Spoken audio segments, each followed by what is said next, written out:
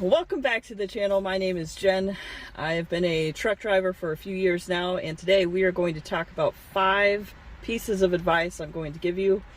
If you are looking to become a truck driver, or if you already have your permit and you're trying to find more information before you dive into this industry, you have come to the right place. Please subscribe to the channel, hit the notification bell, that way you know every time I post a new video. So with that being said, let's get started.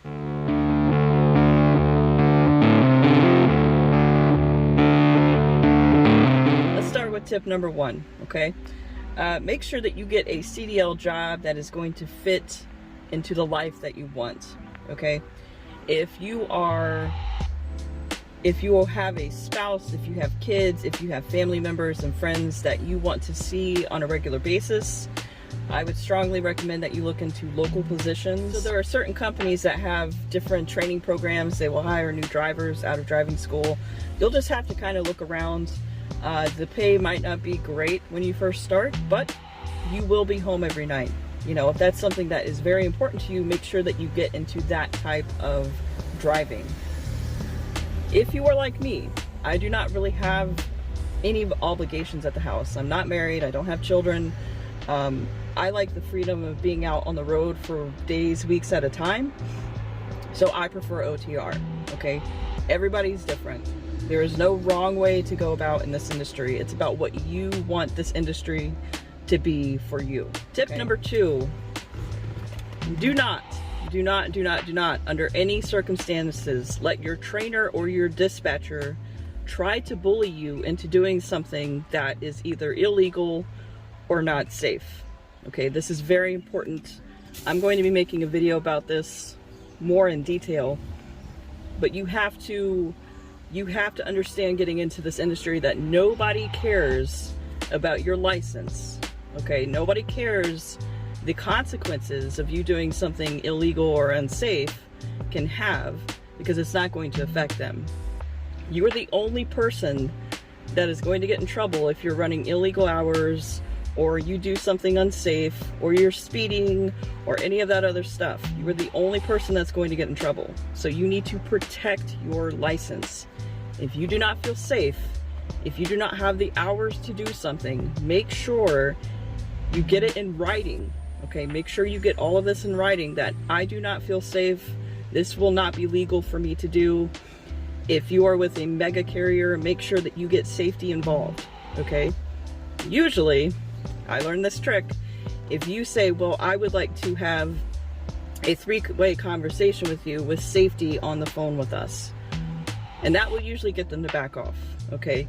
But do not do anything that you do not feel comfortable doing or that is illegal, okay? Because the DOT officer, you can't say, well, my dispatcher wanted me to do this. It's not gonna work, okay? So make sure you protect your CDL license, because the only person that's gonna get in trouble is you, okay? Okay, when you get out of driving school, you start orientation and you're waiting for a trainer. Let's say you get on the trainer's truck, you guys start out, everything seems fine, and then after a couple days you realize that A, they might not be training you, B, you just personally don't get along with this person, okay? You have to remember that you guys are going to be together in a very small space for probably like 5 to 8 weeks, depending on who you go with, okay? You need to make sure that you guys coincide and that you guys flow together as much as possible. Make sure that they are training you, okay? Make sure that they're taking the time out to teach you how to back, teach you how to navigate through a very busy city or a very tight area, like a small town or something like that. Make sure that they are actually teaching you the techniques that you need in order to be a good truck driver, okay? If you do not, if they're not doing any of this, or you guys just don't get along, you clash all the time, talk to safety. Make sure that you don't be afraid to request a new trainer, okay? A good company will be like, okay, let's get you back to the terminal and we'll find somebody else to fit you with, okay? If they try to fire you for wanting to learn how to do this job, you don't want to be with that company, okay? Sometimes it happens. I had to wait 2 extra weeks because I wanted a female trainer. but it was definitely worth the wait. A lot of these trainers right now, they want to run the truck as a team truck because they make all the money. Okay, you're gonna make a set amount per week, no matter how many miles you drive. It's usually about $500 a week during training. They're gonna make everything else that that truck does. Make sure that they're not trying to force you to become a team truck so that way they get more money in their pocket. Do not do a lease purchase program with a mega carrier if you have less than 2 years of experience. Now, I'm probably going to get some flack for this. That's fine. Here's the thing about most mega carrier lease purchase programs. A lot of the time, they are putting all of the financial responsibility onto you, and you're not going to be making that much more than what you are as a company driver. Okay, let's just be real. Lease purchase is typically more expensive in the long run. You will have a bubble payment at the end if you want to buy the truck. For example, not throwing shade, there's a particular company that after you do like a 3-year lease, you still owe like $40,000 on a truck in order to buy the truck. So the purpose of that is to put you in another lease to continue to have you have these high payments, okay? Most mega carrier companies with their lease purchase program do not benefit the driver, okay? You are inexperienced. You have no business trying to run a truck at this moment, okay? Please do not do this. There are lease purchase programs out there that are good, okay? Ultimately, owning your own truck is the best option. But there are lease purchase programs that are relatively okay. Relatively, they're good. But typically, mega carriers, they're a no-go. Don't do it. Do not let them try and convince you to do this. Do not let them persuade you. Don't let them. Do not do it. Do not touch it. Just don't, okay? With that being said, use the time that you are a company driver and treat that truck like it's your own. So basically what you're trying to do is, if that's what you want to do eventually, is own your own truck, be an owner operator or a lease operator, use the time that you don't have to worry about the financial responsibility of that vehicle. Use that time to learn how to navigate the financial side of this business. So track your fuel, track your mileage, track if you have maintenance, if there's maintenance done on the truck, make sure that you track the amount that it would take. Okay, make sure you look at all this stuff.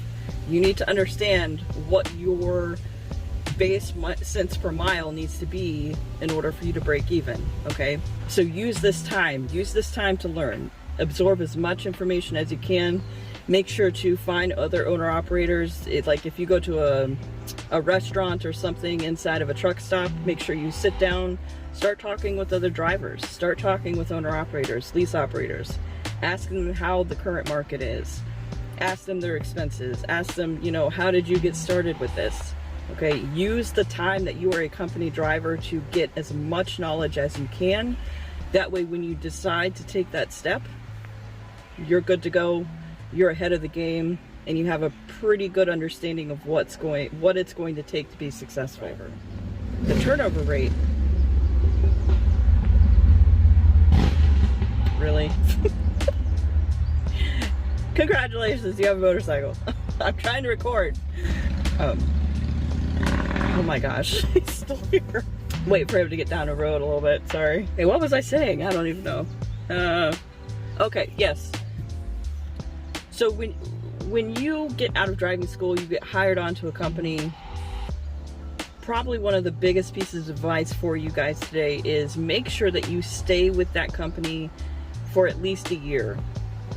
Now, I understand that circumstances are different for everyone. There could be something very bad. Obviously, you don't want to be in a very hostile situation, okay? But if you can stick it out and you can deal with the trivial frustrations of the job, try your best to stay with that company for at least a year. If you stay with one company for at least a year to 2 years, you're golden. You can go anywhere. As long as you keep your record clean, you can go anywhere, okay? It shows these companies that, you know, you do have the ability to stay long-term, that you can make a career at this particular company, okay? And that's pretty much it for this video. So I hope this helps you. I hope if you guys have any questions, please let me know down below in the comments. Again, if you would like to see more videos about how to get in this industry or other tips and tricks, if you are a newer driver, make sure to hit subscribe, hit the notification bell. That way you'll be notified as soon as I drop my next video. Hope you guys have a good week. I will see you in the next video.